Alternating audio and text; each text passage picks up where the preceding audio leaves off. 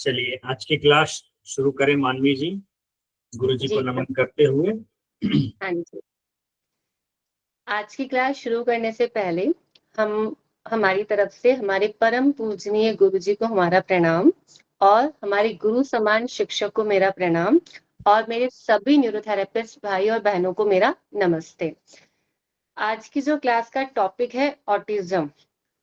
नाम बहुत ही छोटा है, बहुत ही छोटा, लेकिन उतना ही गहरा, उतना ही गहरा। आप सब थेरेपिस्ट हैं, आप सबने इस पे काम किया है, आपने पेशेंट्स देखे होंगे, लेकिन ये एक ऐसा डिसऑर्डर्स है, एक ऐसा विकार है जिसको हम डिफाइन एक दो लाइंस में तो नहीं कर सकते। ये मेरा खुद का पर्सनल एक्सपीरियंस है। आज की क्लास की जो जिम्मेदारी सर ने दी है, मैंने इस पे, मेरा पर्सनल एक्सपीरियंस भी बहुत सारा है इसके अंदर, प्लस जो मैंने इस पे स्टडी करी। आई होप कि मैं आज की सेशन से आप लोगों के कॉन्सेप्ट्स को क्लियर कर सकूं कि एक्चुअल में ऑटिज्म है क्या, ठीक है। और सबसे जरूरी है कि हमें इसे प्रॉपर डायग्नोज करना, क्योंकि जब तक हम इसे प्रॉपर डायग्नोज नहीं करेंगे हम इसे प्रॉपर ट्रीटमेंट दे नहीं सकते, और जब तक ट्रीटमेंट प्रॉपर नहीं होएगा हमें रिजल्ट बिल्कुल भी नहीं मिलेगा। तो मेरी पूरी कोशिश है कि आपके इसके कॉन्सेप्ट्स को क्लियर करूं और इसके साथ ही साथ कुछ सोशल इंफॉर्मेशन भी लेके आई हूँ, लाइक कि भारत में ऑटिज्म की स्थिति क्या है, ठीक है। तो ऑटिज्म, जिसे हिंदी में आत्म विमोह या स्वपरायणता भी कहते हैं। ऑटिज्म एक न्यूरोलॉजिकल और विकासात्मक विकार है। In English, autism is a neuro development and neuro development एक डिसऑर्डर्स है जो कि लोगों के दूसरों के साथ बातचीत करने, संवाद करना, सीखना और व्यवहार करने के तरीके को प्रभावित करता है। ओके। ऑटिज्म होने का मतलब ये नहीं है कि ये कोई बीमारी है या आपको कोई बीमारी है। इसका मतलब सिर्फ in short, very in simple language, इसका मतलब ये होता है कि आपका दिमाग दूसरों के दिमाग से अलग तरीके से काम करता है। In very simple language, autism क्या है? एक न्यूरोट्रांसमीटर एंड डेवलपमेंट डिसऑर्डर जिसमें हमारा दिमाग दूसरों के दिमाग से अलग तरीके से वर्क करता है, ठीक है। अच्छा, अब नेक्स्ट स्टेप, ये तो हो गया डेफिनेशन। नेक्स्ट स्टेप की रूट ऑफ कॉज क्या है, यानी रीजन क्या है ऑटिज्म होने के। तो रूट ऑफ कॉज में, जैसे कि मैंने आपको पहले डिक्लेयर किया कि ये कोई बीमारी नहीं है जिसे एक व्यक्ति से दूसरे व्यक्ति में फैलाई जा सके। ऑटिज्म एक जेनेटिक और एनवायरमेंटल दोनों ही फैक्टर से संबंधित होती है, लेकिन ये किसी के द्वारा भी फैलती नहीं है। Is that clear? आपको मेरी बात समझ में आ रही है? मैं आगे बढ़ूं या कोई कुछ चेंजेस करना है मुझे? आप सभी लोग चैट में आप लिखकर बता सकते हैं। Speed is okay. Okay, thank you. Yes, जैसा कि मैंने आपको बताया, ऑटिज्म कोई बीमारी नहीं जिसे एक व्यक्ति से दूसरे व्यक्ति में फैलाया जा सके। ऑटिज्म एक जेनेटिक एंड एनवायरमेंटल फैक्टर्स से रिलेटेड होती है जो कि किसी के द्वारा फैलती नहीं है। ओके। अच्छा, जेनेटिक फैक्टर्स क्या होते हैं इसमें? कुछ जीन या जीनोम में परिवर्तन ऑटिज्म के जोखिम को बढ़ा सकते हैं। यदि माता पिता में या इनके जीन में कुछ परिवर्तन होता है तो वो बच्चे में भी आ सकते हैं, भले ही माता पिता को ऑटिज्म ना हो। दैट मीन्स कि पेरेंटल या मैटरनल दोनों में से किसी भी जीन का ये रिजल्ट हो सकता है, ठीक है। जिन पेरेंट्स का पहला बच्चा ऑटिज्म का शिकार हो गया हो, उनका दूसरा बच्चा भी इस स्थिति का शिकार हो सकता है। नॉट कंपल्सरी, बट हो सकता है। ओके। नेक्स्ट, ऑटिज्म का पारिवारिक इतिहास होने का मतलब ये नहीं कि बच्चा ऑटिस्टिक ही होगा। अच्छा, एक ये सिचुएशन ये भी आती है कि अगर आपके फैमिली में कोई ऑटिस्टिक है, दैट नॉट मीन कि आने वाली जनरेशन भी ऑटिस्टिक होगी, ये भी हमें क्लियर होना चाहिए। ओके। नेक्स्ट, ये तो हो गया genetic factors. Second is environmental factor. Environmental यानी हमारे आसपास का वातावरण, हमारा पर्यावरण। ओके। उसमें सबसे पहले आता है कि ड्यूरिंग प्रेगनेंसी के दौरान कुछ मदर्स के द्वारा दवाइयां लेना, सेकंड, या ड्यूरिंग प्रेगनेंसी में मदर को कोई बीमारी हो जाना, ठीक है, या फिर समय से पहले बच्चे का जन्म हो जाना, या जन्म के समय बच्चे का वजन बहुत ज्यादा कम होना, ठीक है। लास्ट वन इज, या माता पिता की लंबी उम्र में बच्चे को जन्म देना। ये होते हैं एनवायरमेंटल फैक्टर्स। तो दैट आर द रीजन, जिसको हमने मोटा मोटी 2 पार्ट्स में डिवाइड किया है। First is genetic reason, second one is environmental reasons. Okay, और जितना मेरा एक्सपीरियंस है, मेरे पास जितने भी बच्चे ऑटिस्टिक हैं उनमें से जेनेटिक वाले भी हैं, एंड ड्यूरिंग प्रेगनेंसी जो मदर को जो मैंने इश्यूज बताए हैं आपको, उससे भी ऑटिस्टिक है। ये सब मैं आपको एक्सपीरियंस शेयर करूंगी विद ट्रीटमेंट के साथ में, ताकि आपको बहुत हेल्प हो।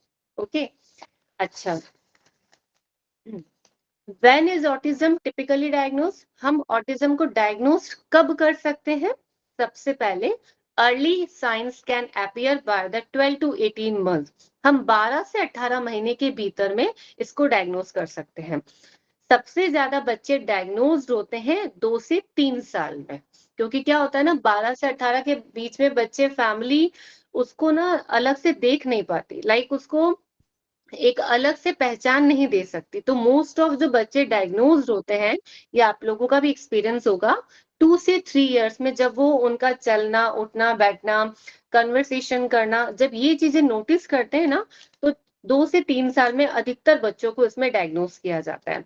एंड लास्ट, जिन बच्चों में ऑटिज्म के बहुत ही कम लक्षण होते हैं, वो बच्चे बहुत ही लेट डायग्नोज्ड होते हैं, जिनके अंदर बहुत ही माइल्डर से सिम्टम्स होते हैं। ठीक है, अच्छा, ऑटिज्म को डायग्नोज कौन कर सकता है? तो टू बीइंग अ न्यूरोथेरेपिस्ट, और अपने आप पे न्यूरोथेरेपिस्ट होने का प्राउड है, इसलिए सबसे पहले मैं बोलूंगी एक न्यूरोथेरेपिस्ट। ठीक है, autism is diagnosed by the neurotherapist, specialist, developmental participants, development बच्चों के डॉक्टर्स के द्वारा, लास्ट इज चाइल्ड फिजियोलॉजिस्ट के द्वारा, न्यूरोलॉजिस्ट के द्वारा, and speech and occupational therapist के द्वारा ही ऑटिज्म को डायग्नोस किया जा सकता है। ठीक है, अच्छा, क्या स्टेप्स होते हैं ऑटिज्म को डायग्नोस करने के? देखिए, सबसे पहले पेरेंट्स, जब भी बच्चा ऑटिस्टिक होता है, वो सबसे पहले कहाँ जाएगा? एलोपैथी डॉक्टर के पास ही जाएगा। ठीक है, हमारे पास आते हैं, लेकिन फर्स्ट चॉइस उनकी एलोपैथी डॉक्टर ही होते हैं। तो एलोपैथिक डॉक्टर्स के पास क्या टूल्स होते हैं, वो किससे मेजर करते हैं कि उनका बच्चा ऑटिज्म है? इसकी नॉलेज हमें भी बहुत अच्छे से होनी चाहिए, क्योंकि जब पेरेंट्स हमें बताते हैं तो हमें उनके आगे वंडर नहीं करना, अच्छा ये चीजें भी होती है क्या, है ना? तो हमें अच्छे से पता होना चाहिए कि what are the reasons behind, what are the tools of autism को डायग्नोस करने के। तो अगर आप बच्चों वाले डॉक्टर के पास जाते हैं जो भी, तो वो डेवलपमेंट स्क्रीनिंग यानी एम चार्ट होता है। एम चार्ट की फुल फॉर्म है modified checklist for the autism in the toddlers, यानी उन लोगों के पास एक चेकलिस्ट होती है, बहुत सारे क्वेश्चंस होते हैं। तो वो क्वेश्चंस पेरेंट्स से पुट अप करते हैं, जैसे जैसे पेरेंट्स आंसर करते हैं वैसे वैसे वो उनको टिक करते हैं। क्वेश्चन लाइक कि आपका बच्चा देख सकता है, आई कांटेक्ट कर सकता है, मूवमेंट करता है, कहीं लगती है तो बताता है, ये सारे क्वेश्चंस होते हैं, उनका वो टिक यस और नो में आंसर देते हैं। ठीक है, टूल्स क्या होते हैं इसके? सबसे पहले एमचेट आरएफ, यानी कि modified checklist for the autism in toddlers. Second one is ADOS, मतलब the autism diagnostic observation schedule. इसके अंदर क्या होता है? शेड्यूल्स होते हैं, वही क्वेश्चनिंग होते हैं सारे। एक और आता है ADIR, दैट मीन्स की ऑटिज्म डायग्नोस्टिक इंटरव्यू, यानी उसमें बच्चों से बात की जाती है, डॉक्टर्स इंटरप्रेट करता है बच्चों के साथ में। लास्ट वन इज CARS, यानी कि चाइल्डहुड ऑटिज्म रेटिंग स्केल। यानी आपने अगर देखा होगा, आपके पास ऑटिज्म बच्चे आए होंगे तो उनका एक कार्ड बना हुआ आता है, जो कि आजकल गवर्नमेंट उनको एक कार्ड बना के देती है। अगर आपने उस कार्ड को देखा होगा तो उस कार्ड में ऑटिज्म के साथ में परसेंटेज लिखे हुए होते हैं। ठीक है, कि उनका स्केल कितना, यानी 60% ऑटिज्म, 90% ऑटिज्म। तो कभी अगर आपने गौर किया हो कि 90% 70% क्या है, तो उसके लिए क्या करते हैं डॉक्टर्स, SCQ, दैट मीन्स के the social communication questioning answers, यानी कि वो उनके साथ कुछ पजल्स देते हैं उनको, कोई उनके साथ उनकी हैबिट्स जानने की कोशिश करते हैं, उनका बिहेवियर जानने की कोशिश करते हैं, कुछ उनको टॉयज देते हैं किसके ब्लॉक्स बनाने के लिए, तो उससे क्या करते हैं उनका IQ लेवल भी उनको पता चलता है। तो ये सारे टूल्स है, मैं एक बार वापस रिवाइज करती हूँ। ऑटिज्म को डायग्नोस करने के टूल्स कौन से हैं? MCHRF, ADOS, ADI, CARS, SCQ। तो ये है हमारे ऑटिज्म के टूल्स। नाउ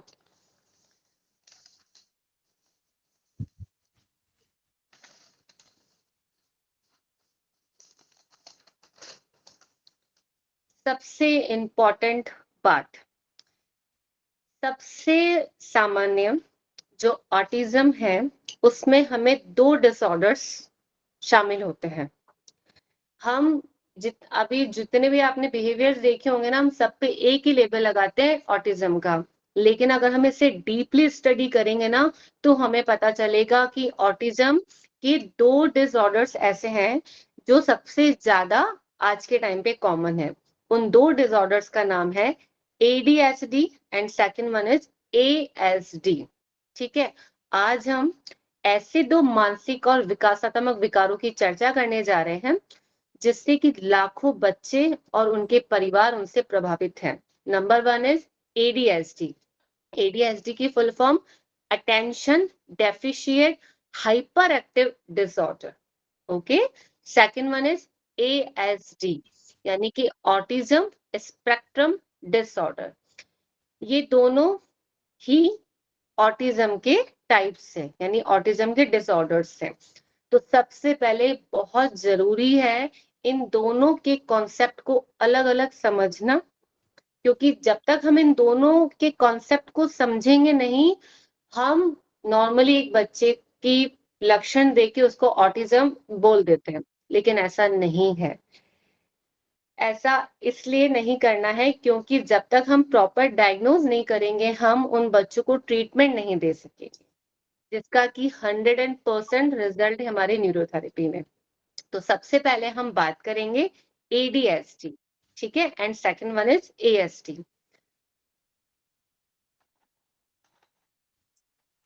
ADHD अगेन बोल रही हूँ, attention deficit hyper active disorder.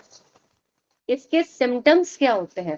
इसका सबसे पहले सिम्टम है डिफिकल्टीज फोकसिंग, यानी जो ADHD के बच्चे होंगे वो इजीली डिस्ट्रैक्ट हो जाते हैं। Struggles to complete the task, वो अपने टास्क को कंप्लीट नहीं करते, बहुत जल्दी डिस्ट्रैक्ट हो जाते हैं एंड और हमारी बात को सुनते नहीं है, मतलब अपनी ही भाषा में और अपनी ही धुन में रहते हैं, कुछ ना कुछ बोलते रहते हैं, आपको प्रॉपर सुनेंगे नहीं और बहुत जल्दी से डिस्ट्रैक्ट हो जाते हैं। सेकंड, कांस्टेंट मूवमेंट, यानी कि वो एक जगह पे टिक के बैठ नहीं सकते, उनका मूवमेंट लगा रहेगा, यानी रनिंग करेंगे, कभी पैदल चलेंगे, कभी कुछ हाथ में कोई सामान होएगा उसके साथ खेलेंगे, बहुत ज्यादा इनमें क्लाइंबिंग, सीढ़ियां चढ़ते उतरते रहना, भागते रहना, कुछ ना कुछ करते रहना। ठीक है, इम्पल्सिंग एक्शंस, इम्पल्सिंग एक्शंस का मतलब होता है बिना सोचे समझे या सडन किसी प्रेरणा से कोई भी काम करना, या फिर बेचैनी से घूमते रहना, कुल बुलाहट करना, बिना कारण के अपने हाथ पैरों को चलाते रहना या अपने शरीर को इधर उधर घुमाते रहना, एंड हाइपर एक्टिव होना, जैसे किसी ना किसी को उसको कंट्रोल करने के लिए पास में बैठा रहना पड़ता है, आप उसको अकेला तो नहीं छोड़ सकते। तो ये है ADHD। Again repeating, ADHD means attention deficit hyper activity disorders. सबसे पहले इनमें क्या डिफिकल्टीज होती हैं? फोकस, एक चीज पे फोकस नहीं कर सकते, बहुत जल्दी से डिस्ट्रैक्ट हो जाते हैं। स्ट्रगल्स, इनको अपने टास्क को कंप्लीट करने में बहुत स्ट्रगल करना पड़ता है, और हमारी बात को, हमारी क्या मतलब, listen often seems not to listen, आप इनको देखेंगे ये आपकी बातों को सुन रहे नहीं, इनको जो बोलना है वो बोल के चुप हो जाएंगे या फिर कंटिन्यूअस बोलते रहेंगे। ठीक है, देन कांस्टेंट मूवमेंट, इनका मूवमेंट लगातार चलता रहेगा, बेमतलब घूमना, बेमतलब दौड़ना, बेमतलब चढ़ना, और इस तरह के सारे पेशेंट हैं मेरे पास में। नेक्स्ट, इम्पल्सिव एक्शंस यानी एक्ट विदाउट थिंकिंग, बिना सोचे समझे कोई भी एक्ट कर देना, कुछ भी करना। Difficult waiting for their turn, अच्छा अपने टर्न का वेट नहीं कर सकते वो, अगर आप उनको बोलेंगे कि बैठो आपका टर्न आने वाला है, नहीं, बिल्कुल नहीं वेट कर सकते। ठीक है, तो ये तो हुआ एडीएसडी। सिम्टम्स ऑफ एडीएसडी के और भी हैं, जैसे कि अवॉइडिंग द आई कांटेक्ट नहीं करेंगे वो, टिप टॉइंग, अपने पैरों से टिप टॉइंग करते रहेंगे, प्लेइंग अलोन, अकेले खेलना इनको ज्यादा पसंद रहेगा, sensitive to the loud noise, बहुत ज्यादा आवाज से आप देखा होगा आपने भी कि अपने कानों को बंद कर देते हैं, अवॉइड करते हैं तेज आवाज को ना, सुनना पसंद नहीं करेंगे, खुद भले तेज आवाज में बोलेंगे लेकिन इन्हें तेज आवाज में सुनना पसंद नहीं।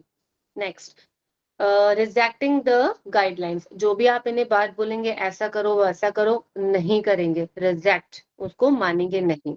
नेक्स्ट, इग्नोरिंग द डेंजर्स, अच्छा इनको नहीं पता चल रहा है, जैसे आप यहाँ पे चल रहे हैं या आगे कुछ पत्थर है तो नीचे नंगे पैर हैं, इनको डेंजर्स इग्नोर करते हैं, चलते जाएंगे सामने से कोई गाड़ी है तो ये अपने आप का बचाव नहीं कर पाते। ठीक है, जब तक कि इन्हें प्रॉपर ट्रीटमेंट ना दिया जाए।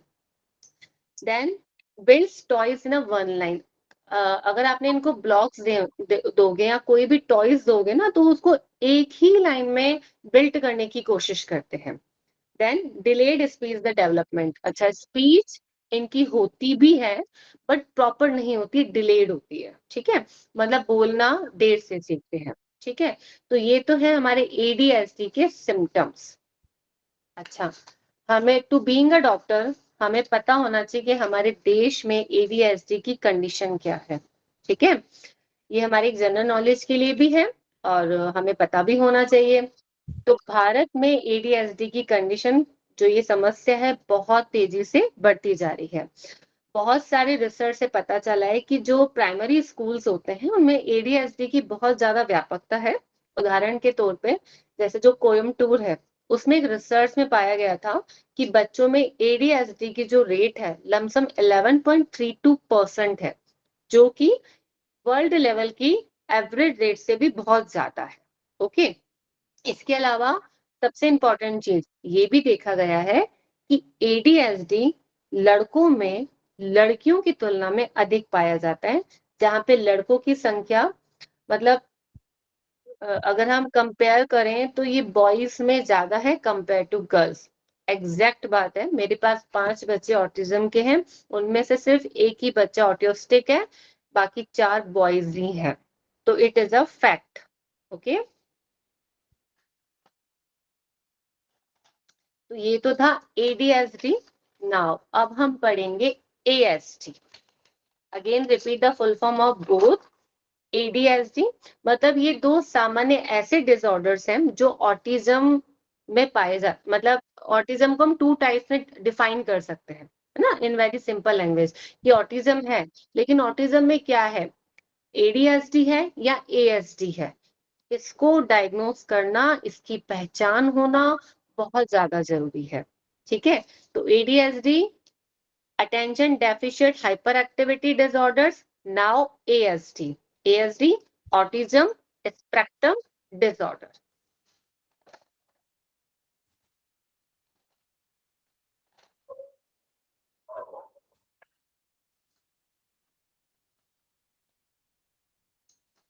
एएसडी, सबसे पहले लिमिटेड आई कांटेक्ट, जो एएसडी के बच्चे होंगे बहुत कम आई कांटेक्ट करते हैं। आप उनसे बात करोगे वो 1 सेकंड के लिए आपको देखेंगे, वापस अपना मुंह नीचे कर लेंगे या कहीं और देखेंगे। ठीक है, अवॉइड्स और struggle to maintain the eye contact during the interaction, वही जब आप उनसे बात करेंगे या तो अवॉइड ही करेंगे आपको आपको देखने में, या फिर बहुत ही कम आपको एक बार देखेंगे देन कहीं और देखेंगे। तो ये क्या है, लिमिटेड आई कांटेक्ट, किसका है, एएसटी का।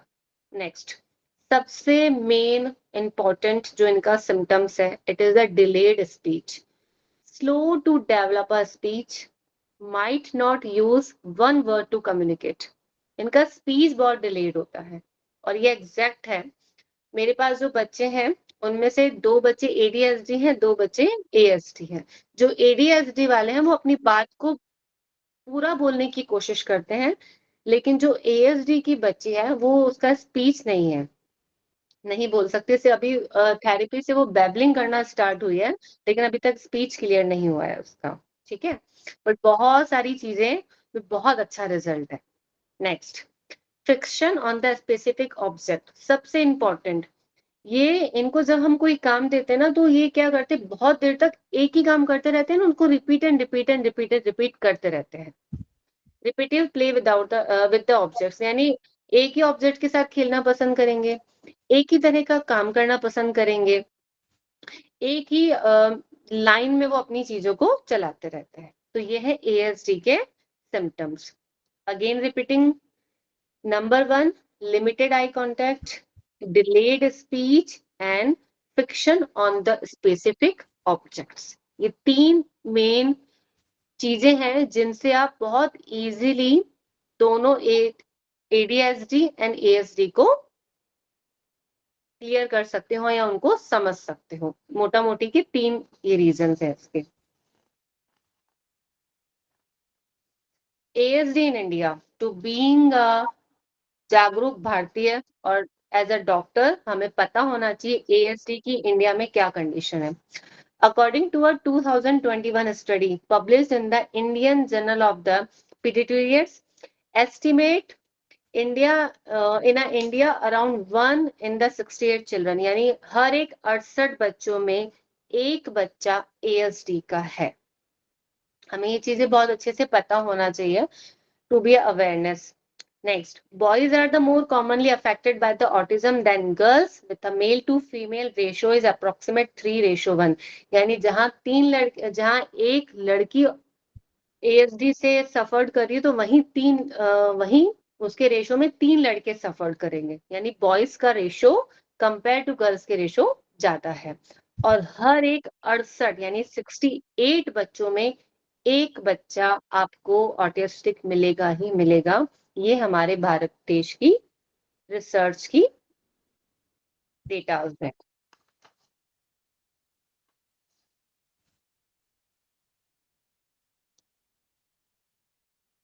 और कॉमनली जो इनके क्या होता है ना, अधिकतर ADHD एंड ASD दोनों के ना बहुत सारे सिम्टम्स है जो मैच करते हैं। यहाँ पे हमारी अवेयरनेस बहुत जरूरी है कि हमें कुछ ऐसे फैक्ट पता होने चाहिए जो दोनों को अलग कर सके। बाकी बहुत सारे कारण, सिम्टम्स ऐसे हैं जो दोनों में बिल्कुल सिमिलर है, जैसे कि अनयूजुअल स्पीच पैटर्न, किसी भी तरह का स्पीच पैटर्न लिखते हैं। Difficulties in the intending and the sustaining the conversation, बात नहीं कर पाएंगे, कन्वर्सेशन में प्रॉब्लम आएगी, एक ही चीज को करते रहना। सोशल नहीं होते हैं इनको, और इनको फोबिया होता है अदर्स का, अननोन पर्सन के साथ तो बिल्कुल भी नहीं जाएंगे, ठीक है। रिस्पॉन्ड करने में फेल होंगे, अपना नाम नहीं बताएंगे।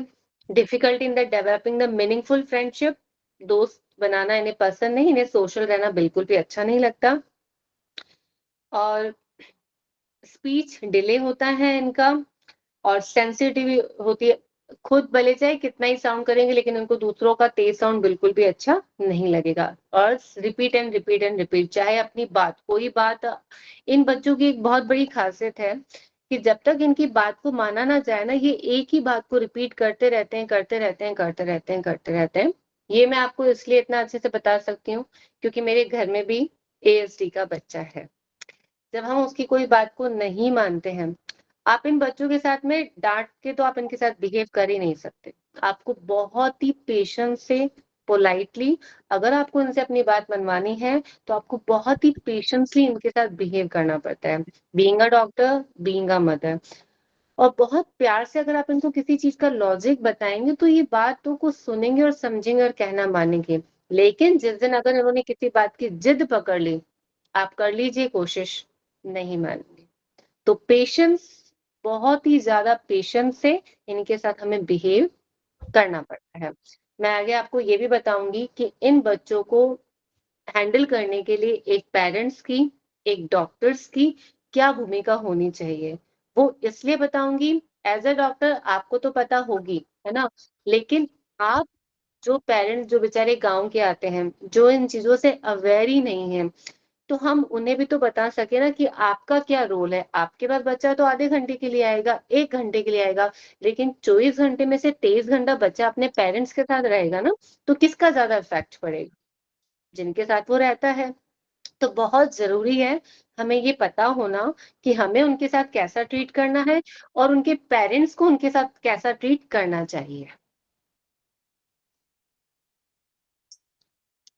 मैं आगे बढ़ूँ? आप सबको समझ में आ रही है मेरी कोई क्वेश्चन्स हैं क्या किसी के, या मैं आगे बढ़ूँ?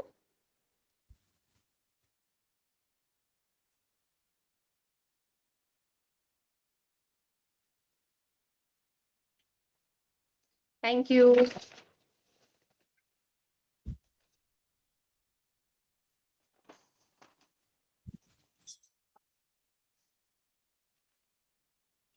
Thank you. ओके, अभी हमने पढ़ा ASD and ADHD, both are the difference. Okay, both are the difference. अच्छा, इन दोनों का डिफरेंट हमें क्यों पता होना चाहिए? क्यों पता होना चाहिए? देखिए, ऑटिज्म स्पेक्ट्रम डिसऑर्डर यानी ASD और ADHD, जिन्हें कभी कभी ADD भी कहा जाता है, इसके कई जो सिम्टम्स है ना, वो समान हो सकते हैं। हालांकि ये दोनों पूरी तरह से अलग अलग न्यूरो डेवलपमेंट डिसऑर्डर्स हैं, लेकिन कहीं कहीं इसके सिम्टम्स सेम होते हैं। अगर हमने इनकी सही पहचान नहीं करी, तो इसका इफेक्ट उसके उपचार पर पड़ेगा। अंडरस्टैंड? अक्सर ASD और ADHD के बीच के अंतर को समझने में कमी होना और उनके सेम लक्षणों के कारण गलत इलाज करने में, उससे क्या होता है, पेशेंट को जो डिफिकल्टीज होती हैं, क्या डिफिकल्टीज हो सकती हैं? उनके जो सिम्टम्स है वो बढ़ भी सकते हैं, मेंटली और फिजिकली उनको हेल्थ इश्यूज भी हो सकते हैं, और उनकी लाइफ की गुणवत्ता में भी कमी आ सकती है। ये रीजन मैंने आपको किसके बताए हैं? ये रीजन मैंने आपको उसके बताए हैं कि हमें ADHD और ASD को समझना क्यों जरूरी है। वो इसलिए समझना जरूरी है क्योंकि अगर हम इनका डायग्नोज प्रॉपर नहीं करेंगे, तो हम इसका इलाज प्रॉपर नहीं करेंगे, इसका उसमें उसका इसमें। अच्छा, ऐसा करने से क्या होगा? ऐसा करने से जो पेशेंट है ना, उन पेशेंट्स को क्या प्रॉब्लम हो सकती है? उनके सिम्टम्स बढ़ सकते हैं, मेंटली एंड फिजिकली कोई प्रॉब्लम्स आ सकती है, और उनके जीवन की गुणवत्ता में भी कमी आ सकती है। ठीक है, इसलिए इन दोनों डिसऑर्डर्स का बिल्कुल सही पहचान सुनिश्चित करना बहुत जरूरी है, ताकि इफेक्टेड पर्सन यानी कि पेशेंट को उसका बेटर लाइफ स्टाइल अपन दे सके। अच्छा, आपको पता है हम बहुत सारे चैलेंजेस आते हैं, ये डायग्नोज करना इजी नहीं है। मैं अपना एग्जांपल देती हूँ। जब तक कि इसको प्रॉपरली पढ़ा ना जाए, सामने पेशेंट को देखा ना जाए, ट्रीटमेंट दिया ना जाए, डीप रिसर्च किए ना जाए, आप इसको पहचान नहीं सकते कि बच्चा ADHD है या ASD है। क्यों ऐसा? इसलिए क्योंकि हम बुक्स में, किताबों में पढ़ती 4 चीजें हैं, लेकिन जब प्रैक्टिकल में कोई पेशेंट आता है ना, तो उसमें हमारी पढ़ी हुई चीजें कम आती है और नई चीजें बहुत सारी आती है। इट इज अ फैक्ट और नॉट? जवाब दे सकते हो आप मुझे मैसेज में लिख के कि जो हम बुक्स में पढ़ते हैं और जो प्रैक्टिकली पेशेंट आता है, क्या वो चीजें सेम होती है या कुछ अलग हमेशा नहीं आती है? यस और no, please write in message. Yes, thank you.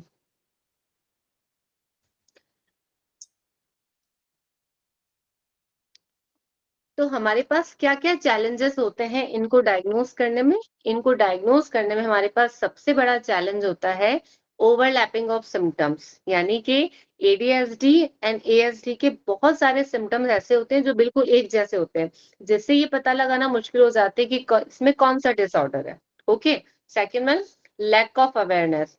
अगर माता पिता, टीचर्स या डॉक्टर्स भी कभी कभी इन तीनों को इसके बारे में पूरी जानकारी होती ही नहीं है, जिससे कि इनका इलाज करने में भी देर हो जाती है ना? Second is shortage of specialist. क्या है ना, आज के टाइम पे हर एक चीज का स्पेशलिस्ट है। स्पेशलिस्ट क्यों होता है? ताकि उसको डीप नॉलेज हो। तो इन ASD एंड ADHD के स्पेशलिस्ट की भी बहुत कमी है, इसलिए भी इनको अलग अलग नहीं समझा जा रहा है। और भी क्या होता है, कल्चरल एंड सोशल स्टिग्मा, कई बार सामाजिक मान्यताओं के कारण भी परिवार इलाज कराने में भी हिचकिचाते हैं या बच्चों के व्यवहार को बिल्कुल सामान्य सा मान लेते हैं। होता है, फैमिलीज में आते हैं बच्चे, जो गांव के बच्चे आते हैं, जो एजुकेटेड नहीं है, वो उनकी दादियां, मम्मियां, सासू माँ यही कहती हैं, कुछ नहीं है, हो जाएगा, ठीक हो जाएगा। तो ऐसा करते करते करते बहुत लेट हो जाता है। बहुत लेट हो जाता है तो बच्चे की एज भी बढ़ती जाती है, एज बढ़ने के साथ में उनकी एनर्जी भी बढ़ती जाती है ना। नेक्स्ट, मूल्यांकन करने के लिए मानकीकृत उपकरणों की कमी, यानी lack of standardise assessment tools. जो मैंने टूल्स आपको बताए, बहुत सारी जगह ऐसी हैं, बहुत सारे हॉस्पिटल्स ऐसे हैं कि यहाँ वहां पर टूल्स की भी कमी है। अब अगर टूल्स की कमी होगी तो हम उनका वैल्यूएशन कैसे कर पाएंगे, है ना। तो ये सारे हमारे पास चैलेंजेस है कि हम प्रॉपर नहीं डायग्नोस कर पा रहे हैं। लास्ट वन इज बच्चे की उम्र और विकास के स्तर का प्रभाव, यानी impact of the age and the development stage. छोटे बच्चों में लक्षण स्पष्ट नहीं होते या समय के साथ बदलते रहते हैं, जिससे कि उनका इलाज करना और भी ज्यादा चैलेंजिंग हो जाता है। कभी कभी अपन देखते हैं कि हाँ छोटा है, कर लेगा, इसके भाई ने भी ऐसा करा था, इसकी मम्मी भी ऐसे ही हुई थी ना। बहुत सारी चीजें हम पेरेंट्स पे और जो बड़े सिबलिंग्स होते हैं उन पे भी डाल देते हैं पेरेंट्स चीज की, इसकी मम्मी भी ऐसी हुई थी ना तो ये भी इसलिए ऐसा है। फैक्ट है कि नहीं, आपके पास पेरेंट्स आते होंगे ना तो बताते होंगे ये बातें। लेकिन ये सारे के सारे हमारे पास चैलेंज है इन दोनों को अलग अलग करने में। मैं ओवरऑल ऊपर से एक बार बोल देती हूँ। ओवरलैपिंग ऑफ सिम्टम्स, यानी कि बहुत सारी चीजें सेम हो जाना, lack of awareness, shortage of specialist, culture and the social stigma, lack of the standard assessment, and the impact of the age and the development stage. Okay, तो ये हमारी हेडिंग थी, challenges in the डायग्नोस करने में हमारे पास क्या क्या problems आती है। Now to being a doctor, हमें वह अच्छे से पता होगा कि हमें उनके साथ कैसा बिहेव करना है, लेकिन आपको उनके पेरेंट्स को भी सिखाना बहुत जरूरी है कि उनको इस तरह के बच्चों के साथ में उनके उनका क्या रोल है, और बहुत ही इंपॉर्टेंट रोल है उनका, बहुत ही इंपॉर्टेंट रोल।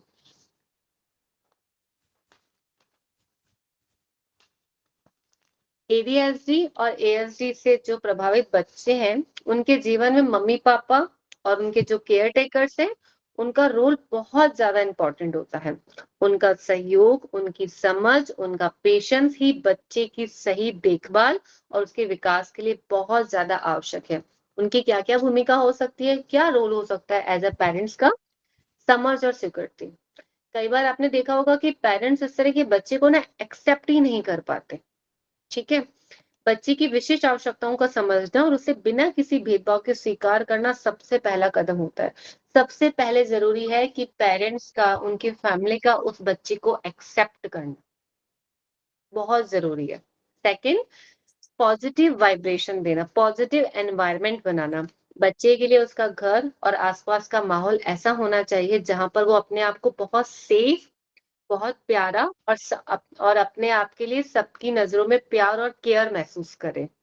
ये चीजें सिर्फ बोलने में नहीं है, इसका प्रैक्टिकली एग्जाम्पल भी है, क्योंकि मेरे घर में ऐसा बच्चा है।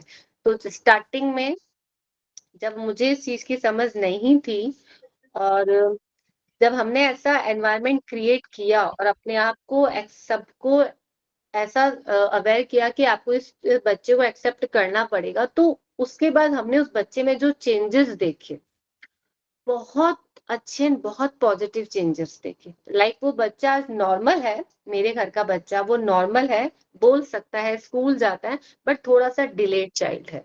तो उसके लिए बहुत बड़ा रोल है पेरेंट्स का, उसके घर वालों का और उसके केयर टेकर्स का, कि आप उस बच्चे को प्यार से एक्सेप्ट करें। सेकंड, नियमित दिनचर्या बनाना, मेंटेनिंग द रूटीन। आपको ना इस तरह के बच्चों की एक रूटीन बनाना चाहिए जिससे कि उनको सारी चीजें बहुत अच्छी लगे। ठीक है, नेक्स्ट इज विशेषज्ञों का सहयोग, यानी कि आपके जो जो बच्चे के डॉक्टर्स हैं, थेरेपिस्ट हैं, जो टीचर्स हैं, उनके साथ मिलकर उनको उपयुक्त उपचार, ये सारी चीजें आपको उनको प्रोवाइड करानी है। नेक्स्ट, सकारात्मक संचार और प्रोत्साहन। बच्चे की छोटी छोटी सफलताओं पर उसकी सराहना करना, उसे प्रेरित करना, ये भी बहुत जरूरी है। यानी अगर वो बच्चा छोटा सा भी काम करे ना, तो उसके लिए आप उसको प्रोत्साहित करो। ये सारी चीजें आपको उनके पेरेंट्स को सिखानी है, जो कि बहुत बड़ा रोल है उनका। और बहुत ही पेशेंस रखना, बच्चे के व्यवहार में बदलाव आना बहुत धीरे-धीरे आता है, ठीक है? तो इसलिए माता-पिता को धैर्य रखना, लगातार समझदारी से काम लेना चाहिए। ये चीज़ें आपको उनको बहुत अच्छे से समझानी है।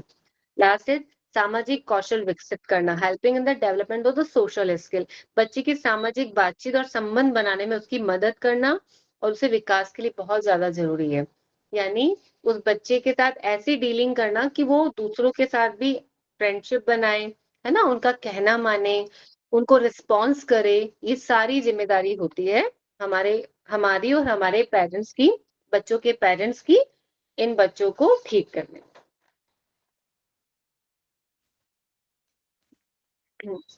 क्लियर है सबको?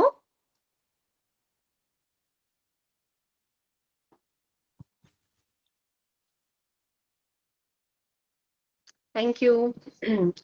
अच्छा, एडीएसडी का उपचार।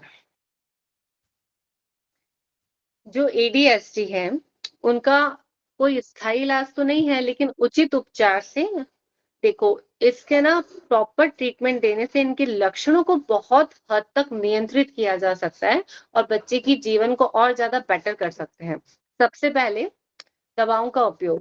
जो एडीएसडी के जो हाइपर बच्चे हैं, डॉक्टर के द्वारा निर्धारित दवाई जैसे स्टिमुलेटिंग और कभी कभी नॉन स्टिमुलेटिव बच्चों का ध्यान केंद्रित करने की क्षमता बढ़ाता है और जो उसकी अत्यधिक जो हाइपरनेटी है उसको कम करता है। दवाओं का उपयोग हमेशा डॉक्टर्स की सजेशन से ही लेना चाहिए। है मेरे पास बच्चा जिसकी हाइपरनेटी को कम करने के लिए उसके पेरेंट्स को बहुत हाई डोज देते हैं, लेकिन अभी 15 दिन आए हुए हैं उस बच्चे को मेरे पास आते हुए। उसकी मदर ने 2 टैबलेट से 1 टैबलेट पे आ गए हैं और 1 टैबलेट से आधी टैबलेट पे आ गए हैं, सिर्फ और सिर्फ न्यूरोथेरेपी की सिंगल सिटिंग से। और इन बच्चों का क्या ट्रीटमेंट होता है? Behaviour therapy. ये थेरेपी बच्चे के व्यवहार को समझती है, उसको नियंत्रित करती है और पॉजिटिव हैबिट्स विकसित करने में उसकी मदद करती है। इसमें माता पिता और शिक्षक की भागीदारी भी बहुत जरूरी है ताकि बच्चे को सही दिशा मिल सके। ठीक है। Last, educational supports. आप इन बच्चों को एजुकेशनल सपोर्ट्स भी दे सकते हैं। स्कूल में बच्चों को विशेष सहायता प्रदान की जाती है, जैसे कि एक्स्ट्रा टाइम देना, छोटे छोटे ग्रुप से उनको पढ़ाई कराना, है ना, इनका सिलेबस डिसाइड करना। इससे बच्चों की पढ़ाई में भी सुधार होता है और आत्मविश्वास भी बढ़ता है। आपको पता है, जो मेरे घर का बच्चा है, मुझे जब डॉक्टर ने इसे डायग्नोज किया था तब मैं न्यूरोथेरेपिस्ट नहीं थी। मुझे एक डॉक्टर ने बोला था कि आपका बच्चा स्पेशल स्कूल में जाएगा। तो मैंने उनको चैलेंज किया था, सर मैं अपने बच्चे को स्पेशल स्कूल में नहीं भेजूंगी, मैं मेरे बच्चे को नॉर्मल स्कूल में भेजूंगी। मेरे घर में एक मैं ही थी जिसने मना करा था कि इसको नॉर्मल स्कूल में क्यों भेजेंगे। उसका सबसे बड़ा रीजन मेरे दिमाग में ये आया था क्योंकि इस तरह के बच्चे ना कॉपी कैट होते हैं, जैसा आप करोगे वैसा का वैसा वो करते हैं। तो अगर इस बच्चे को हमने स्पेशल स्कूल में भेजा तो स्पेशल स्कूल के बच्चे अजीबोगरीब हरकतें करते हैं, है ना, तो ये बच्चा उनको देख के वैसे ही सीखेगा ना। हमें हमारे बच्चे को नॉर्मल बच्चा बनाना है, हमारी तरह बनाना है। तो उसको मैंने नॉर्मल स्कूल में एडमिशन डलवाया और टीचर्स को बोला कि सिलेबस नहीं कराना है मुझे, बस ये उन बच्चों को देख के जो सीखेगी ना, बस मुझे वही चाहिए। और आज मेरा बच्चा नॉर्मल स्कूल में ही पढ़ रहा है पिछले 4 सालों से, नर्सरी, एलकेजी, यूकेजी, और वो मेरा बच्चा फर्स्ट क्लास में है और अभी फर्स्ट यूनिट टेस्ट में 60% लेके आए हैं। आपको थेरेपी देने से पहले ना पेरेंट्स की काउंसलिंग करना बहुत अच्छे से आनी चाहिए, ताकि आपके रिजल्ट्स में आपको बहुत अच्छे से रिजल्ट्स मिलेंगे आपको, जो कि मेरा पहला काम होता है।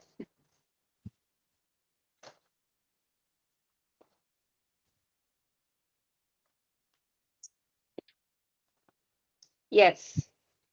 ये तो है सारी की इसके लिए बाहर, यानी अगर हम न्यूरोथेरेपी को उसमें थोड़ा सा छोड़ें और आगे की बात करते हैं, तो एएसडी एंड एडीएसडी के लिए जो जो थेरेपीज बाहर अवेलेबल हैं, जैसे कि speech therapy, ABA therapy, occupational therapy, educational support, medications, है ना, एंड पेरेंट्स का, डॉक्टर्स का सपोर्ट, ये तो सारा हो गया बाहर से। To now to being a neurotherapist, Guruji की इतने मैजिकल, इतने शानदार जो गुरुजी ने ट्रीटमेंट बनाया है ना, और उस ट्रीटमेंट से जो बच्चों को ट्रीटमेंट दिया है, उस बच्चे से जो रिजल्ट्स आए हैं वो अनबिलीवेबल रिजल्ट्स है, अनबिलीवेबल। मैं जितने भी मेरे पास बच्चे हैं, मैं उसमें से आपको एक एक बच्चे के बारे में बताना चाहूंगी। सबसे पहला बच्चा था 6 साल का, ऑटिज्म बच्चा था, प्रॉपर डायग्नोस किया, एएसडी बच्चा है, ठीक है। जब फर्स्ट डे वो आया, उसकी आई सिर्फ एक ऊपर रहती थी, उसने मुझे देखा भी नहीं, और उसके टीथ ग्लाइडिंग बहुत ज्यादा होते थे, ठीक है। बहुत सारे उठना नहीं, अब मम्मी ही मतलब उसको पकड़ के उतारती थी, पकड़ के बिठाना है, मतलब लाइक कि वो एक, उसकी मदर ने वर्ड बोला था कि मेरी बेटी एक जिंदा लाश की तरह है, आंखें खुलती है, मुंह में कुछ खाना डालती हूँ, जाता है अंदर, बाकी और कुछ भी नहीं है। बहुत 7 से 8 लाख रुपए खर्च करे थे उन्होंने अपनी बच्ची पे, और उस बच्ची को रेफर करा था अजय गांधी सर ने, क्योंकि वो पंजाब से यहाँ पे शिफ्ट हुए थे, तो सर ने बोला था, नाम लिया था मेरा कि आप उनसे एक बार मिलिए।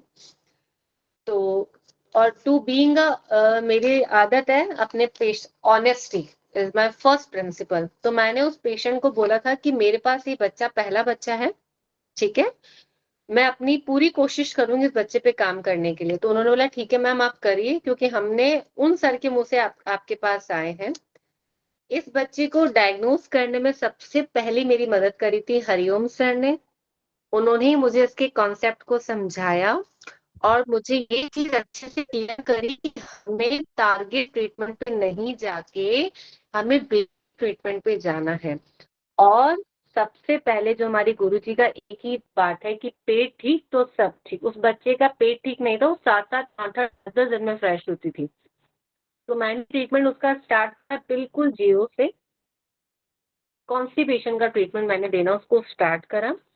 सिर्फ और सिर्फ कॉन्स्टिपेशन ट्रीटमेंट देने से विद इन 3 डेज में उस बच्चे ने टीथ ग्लाइडिंग करना बंद कर दिया। उसको मैं ही अपने हाथों से सीधा करती थी, मैं ही अपने हाथों से उल्टा करती थी, हाथ ऐसे करती थी। सिटिंग में, ओनली सिंगल सिटिंग, सिर्फ एक सिटिंग दे सकती थी मैं, because I am a house wife also, joint family मेरी भी, तो मैं बहुत ज्यादा टाइम नहीं दे सकती। सिंगल सिटिंग की के आवाज मैडम क्लियर नहीं आ रही है मानवी जी, एक बार दोबारा फिर से रिपीट कीजिए। कहाँ से रिपीट करूँ सर? जब आपने गुरुजी का नाम लिया उसके बाद आपको दोबारा फिर से, क्योंकि आपकी पिक्चर भी क्लियर नहीं है, थोड़ा शायद नेटवर्क इशू हो गया है या कुछ। Okay okay sir. आ रही है आवाज?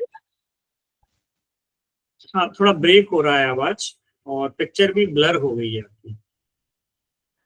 वो सर एक्चुअली है ना, डाटा खत्म हो गया है, मैं भी हॉटस्पॉट ऑन करती हूँ, एक ओके, मिनट तो सर। आप एक काम कीजिए, उसको कनेक्ट कर लीजिए दूसरे मोबाइल से हॉटस्पॉट के थ्रू। ओके ओके, बस हम लोग तब तक वेट करेंगे, कोई बात नहीं, आप कनेक्ट कर लीजिए, वेट करेंगे।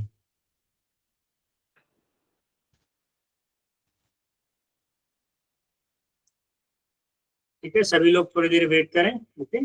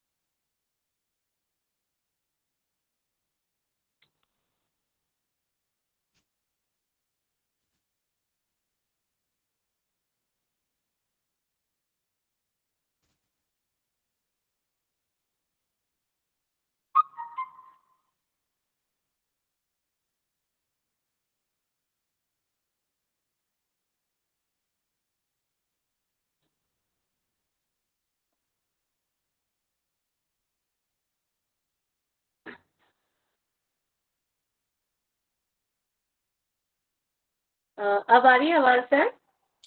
हाँ, अभी आवाज आ रही है। ओके, हाँ अभी क्लियर है। Perfect. Okay sir, sorry everyone.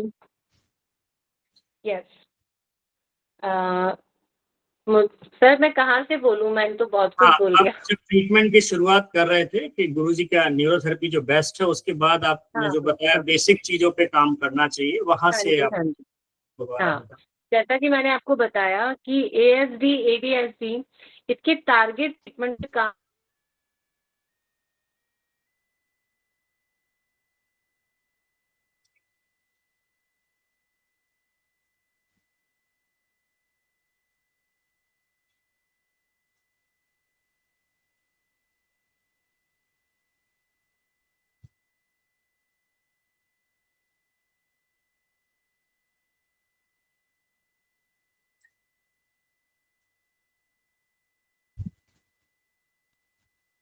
शायद वो रिमूव हो गए, दोबारा फिर से ऐड होंगे।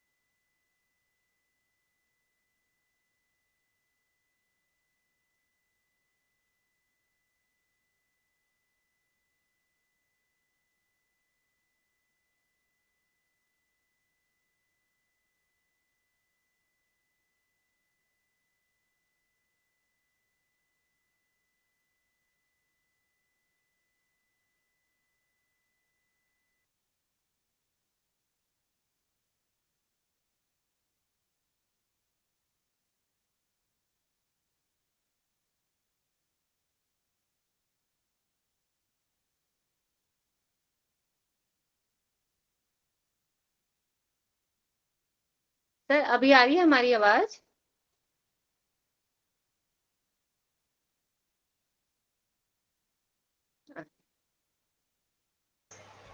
हाँ जी, आ रही है मैडम, 1 मिनट रुकिए, मैं आपको मिडिल में लेके आता हूँ।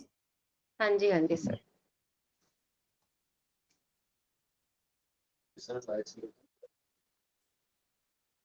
अच्छे काम में कोई ना कोई रुकावट जरूर आती है। आनी भी चाहिए सर, नजर नहीं लगती फिर। चलिए, परफेक्ट। जी सर। मेरा कॉन्सेप्ट सिर्फ यही है बताने का आपको। अच्छा, बाकी के जो 3 से 4 बच्चे हैं, उनमें भी 3 बच्चे जो हैं वो ADHD के हैं, हाइपर हैं बहुत ज्यादा। उनके इतनी दवाइयां ली है उन्होंने, हर एक छोटे से छोटे प्रॉब्लम की। मतलब एक बच्चा तो जो फर्स्ट डे मेरे पास आया, लिटरली उसकी मम्मी ने मेरे को बोला कि मैम आपसे थोड़ा सा दूर रहना, क्योंकि ये कभी भी हाथ उठा के मार सकता है। और उसने पहले दिन ही अपनी मम्मी को 6 से 7 थप्पड़े मारी। ठीक है। उस बच्चे का भी ट्रीटमेंट मैंने टारगेट ट्रीटमेंट से स्टार्ट नहीं करा। मैंने क्योंकि उस बच्चे को गैस्ट्रिक इशू बहुत ज्यादा होता था, खाना डाइजेस्ट नहीं होता था। मैं चाहती तो टारगेट ट्रीटमेंट यानी कि जो हमारा गोल पॉइंट है, जैसे हम एक्टिवेट करते हैं, स्टिमुलेटिंग करते हैं, वो मैंने नहीं करके बेसिक ट्रीटमेंट से स्टार्ट किया। And second, third, fourth day वो बच्चा धीरे धीरे धीरे धीरे शांत होना स्टार्ट हो गया। मैं बस आपको यही कहना चाहूंगी कि हमें न्यूरोथेरेपी में जो हमारा पहला कॉन्सेप्ट है, पेट ठीक तो सब ठीक, यानी सारी चीजें ना पेट से होकर ही जाती है। तो इस तरह के बच्चों को आप टारगेट ट्रीटमेंट दीजिए, लेकिन शुरुआत करिए बेसिक ट्रीटमेंट से। क्योंकि अभी तक जो मेरे पास 4 से 5 बच्चे ना, मैं अभी तक बेसिक ट्रीटमेंट पे ही हूँ। यहाँ तक कि डाउन सिंड्रोम का बच्चा भी, उस पर ही मैं बेसिक ट्रीटमेंट ही से काम कर रही हूँ, और मुझे बहुत अच्छे अच्छे छोटे छोटे जो उनके सिम्टम्स है, उनसे मुझे रिजल्ट मिल रहे हैं। आप धीरे धीरे एक एक लेवल को पास करिए। आप उसके बाद में टारगेट ट्रीटमेंट पे जाइए, आपको रिजल्ट परमानेंट मिलेगा, परमानेंट। मुझे कल ही मेरे पास एक कोई नया बच्चा आया, और मुझे बड़ा ही वंडर हुआ ये सुन के। उसकी मम्मी ने बोला कि जब से मेरा बच्चा पैदा हुआ है, और मदर फीड भी करता था, लेकिन आज वो 8 साल का बच्चा है, एडीएचडी का बच्चा है, वो फ्रेश नहीं होता। मैं उसको दवाइयाँ देती हूँ और उसकी मदर ने बोला कि मैं न्यूरोथेरेपी करवा चुकी हूँ 1.5 साल तक, मेरे बच्चे में रिजल्ट आया मैम, लेकिन मेरा बच्चा हाइपर से थोड़ा कम हुआ, लेकिन वापस उसमें ना हाइपरनिटी बढ़ती जा रही है। तो मैंने पूछा कॉन्स्टिपेशन है? बोले मैम वो तो फ्रेश ही नहीं होता, मुझे तो उसको दवाइयाँ देनी पड़ती है। तो मैंने बोला 1.5 साल आपने न्यूरोथेरेपी कराई तो फ्रेश मतलब कॉन्स्टिपेशन ठीक नहीं हुआ? बोले नहीं मैम बिल्कुल भी ठीक नहीं हुआ, और मैं उनको कहती भी थी कि मैं दवाइयाँ दे रही हूँ उसको, वो कहते थे भले दो। तो मुझे बहुत हैरानी हुई इस चीज को जान के कि हम इतने कोई थेरेपिस्ट जो बहुत ज्यादा सीनियर भी हैं, अ, कहीं ना कहीं इस चीज पे फोकस नहीं करते, और उस वजह से उन बच्चों को जो सफर करना पड़ता है सर, और बच्चों से ज्यादा पेरेंट्स को सफर करना पड़ता है। मैंने देखा उन पेरेंट्स को रोते हुए ना। मैंने उस बच्चे को, मुझे आज चौथा दिन है उसको थेरेपी देते हुए, वो फ्रेश होना स्टार्ट हुआ है, लेकिन बहुत ही टाइट मोशन के साथ में, और 2 बार टाइट मोशन के साथ में फ्रेश हो रहा है। उसकी मम्मी कहती है मैम अगर आपने मेरे बच्चे का कॉन्स्टिपेशन ठीक कर दिया ना, मुझे आपसे और कुछ भी नहीं चाहिए। ये हाइपर तो धीरे-धीरे ठीक हो ही जाएगा, क्योंकि जो करवाया था हाइपरनिटी कम हुई, लेकिन वो तो वापस बढ़ती जा रही है। क्यों? क्योंकि हमने रूट ऑफ कॉज पे नहीं गए, हमने बेसिक्स ही क्लियर नहीं करे, हमने टारगेट ट्रीटमेंट पे गए। इससे बहुत टाइम पहले भी शायद हम लोग भी यही करते थे, लेकिन सही ज्ञान मिलने से, सही शिक्षा मिलने से जो हमने शुरुआत करी है बेसिक ट्रीटमेंट से काम करने की, उससे अलग-अलग पेशेंट में अलग-अलग सिम्टम्स में रिजल्ट आ रहा है। ट्रीटमेंट सिर्फ एक ही दे रही हूँ मैं। वो ट्रीटमेंट मैं आपको सेंड करूंगी कि प्रॉपर ट्रीटमेंट कहाँ से शुरू होना चाहिए। अच्छा, और आप उनकी मदर को भी ट्रीटमेंट सिखा सकते हो। उनकी मदर को कौन से ट्रीटमेंट देने चाहिए वो भी मैं आपको शेयर करूंगी। आई होप आज की क्लास में मैंने आपके ऑटिज्म को लेके कॉन्सेप्ट्स क्लियर किए होंगे। अगर आपके कोई सवाल है तो प्लीज आप पूछ सकते हैं। Thank you.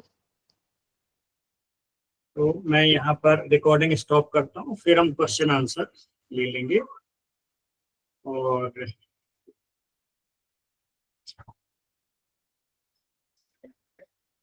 एक बार मैं ट्रीटमेंट शो करता हूँ कुछ, इसमें आपने जो पिक्चर बताया था। जी सर। जी सर। जी सर, उसमें मैंने टेस्ट भी बताए हैं कि ऑटिज्म के बच्चे के कौन कौन से टेस्ट होने हाँ चाहिए। बिल्कुल बिल्कुल। हाँ आपने इसमें लिखा है टेस्ट के बारे में। हाँ जी सर।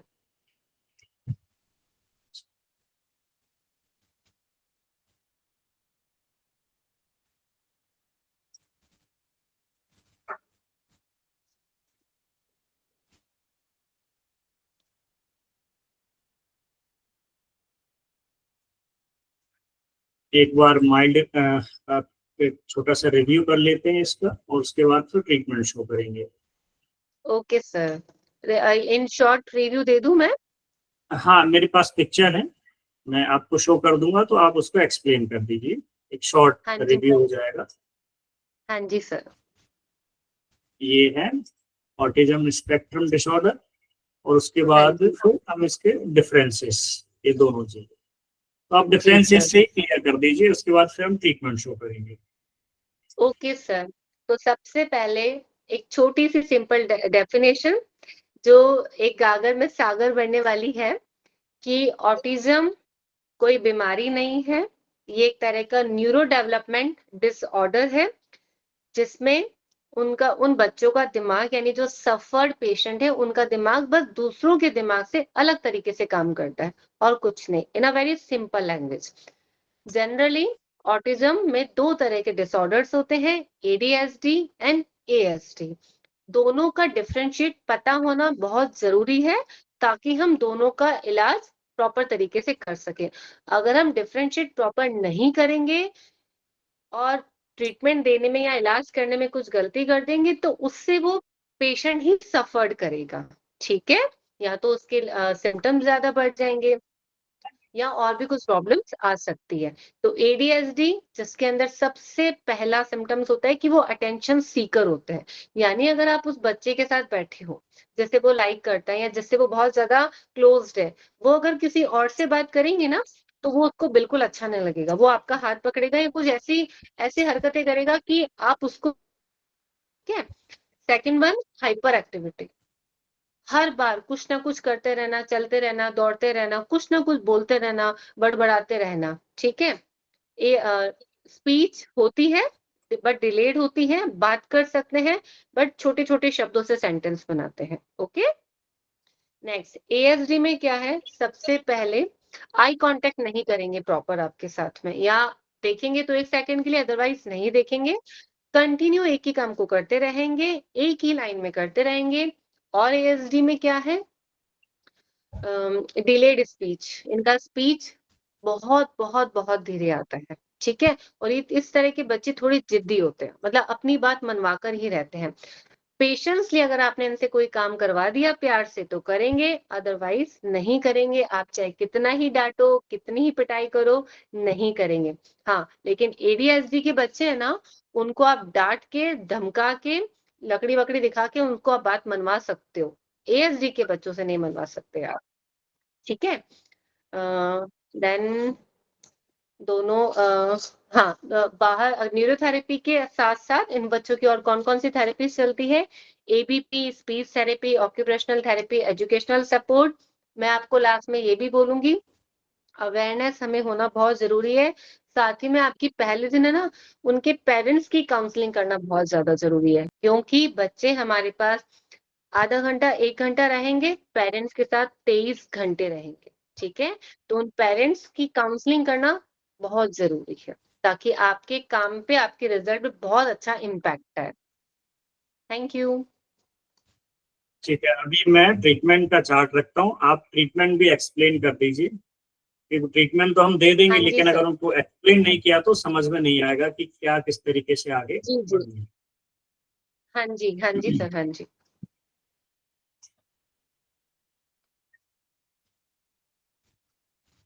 ओके, पिक्चर अभी सभी के सामने है जी। सभी को पिक्चर क्लियर है?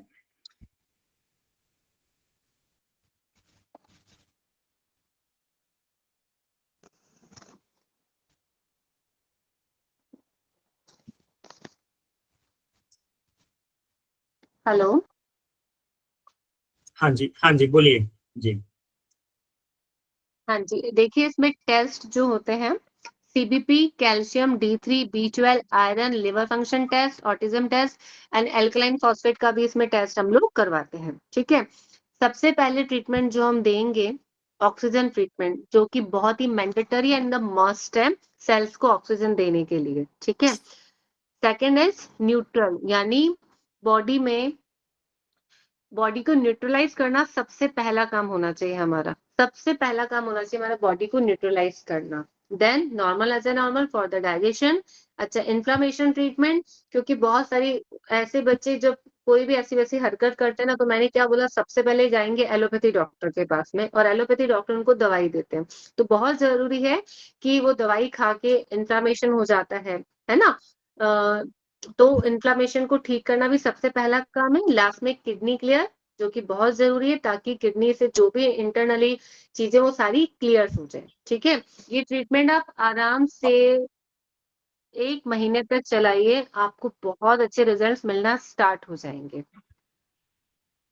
उसके बाद में जब बच्चे का डाइजेशन भी क्लियर हो जाता है, ठीक है, और बच्चा आप देखेंगे धीरे, जो मेरा एक्सपीरियंस है आई कांटेक्ट में, समझने में, ठीक है, उसके बाद में हम यूडीएफ पे, न्यू यूडी ऑफ चेंज है, वेटरन्यू गोल है, अगर हाइपर है बच्चा तो आपको पता है वेटरन्यू गोल ट्रीटमेंट बहुत अच्छा काम करता है। एचसीएल ट्रीटमेंट, राउंड नॉर्मल, कभी कभी थेरेपी चेंज करते हैं ना, तो उसमें भी कॉन्स्टिपेशन का इशू आ जाता है, आया है, मेरे साथ भी आया है। तो मुझे बीच में इनको स्टॉप करके राउंड नॉर्मल ट्रीटमेंट और या फिर लेफ्ट साइड ट्रीटमेंट से बहुत अच्छा रिजल्ट आता है, बहुत ही अच्छा। फिर है टारगेट ट्रीटमेंट, जो हमारे चाहिए बेसिक्स क्लियर करने में कभी कभी हमें 1 महीना, 2 महीना, 3 महीने में लग जाते हैं। लेकिन ऐसा नहीं है कि रिजल्ट आपको 3 महीने बाद मिलेगा, रिजल्ट आपको पहली सिटिंग, दूसरी सिटिंग या 10-12 सिटिंग के बाद भी मिलना स्टार्ट हो जाएंगे। वो आपको पहचानने पड़ेंगे, या पेरेंट्स को बताना पड़ेगा कि मैम आज आपका बच्चा ऐसा है। आप छोटी छोटी चीजों में बच्चे को नोटिस करके हमें बताइए कि आपको कैसा लग रहा है, वो आपको बताएंगे, वो भी आपकी बहुत अच्छी हेल्प करेंगे। उसके बाद हम जाएंगे टारगेट ट्रीटमेंट पे, जो कि हमारे हैं brain development treatment, serotonin treatment, oxygen atrophy inflammation, M heparin and oxygen hormonal treatment.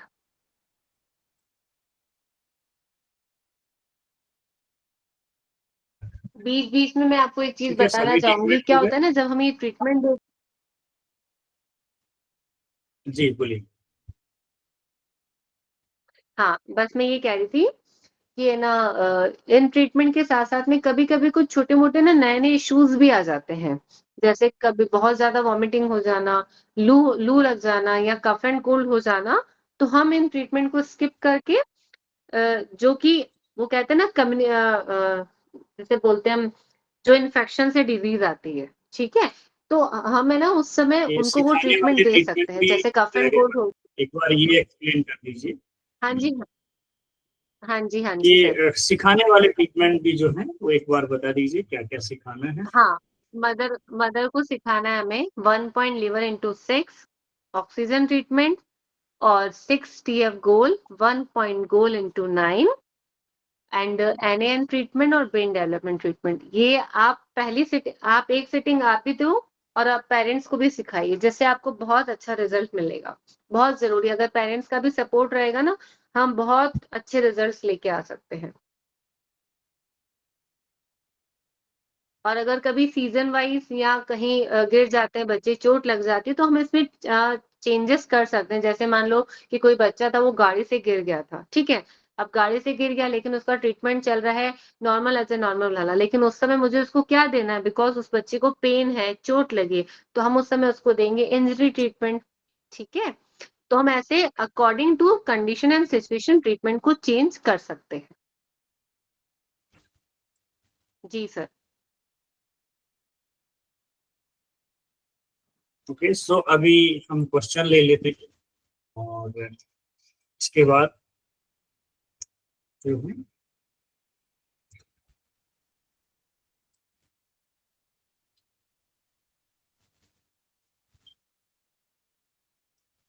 मैं अभी रिकॉर्डिंग स्टॉप कर रहा हूँ।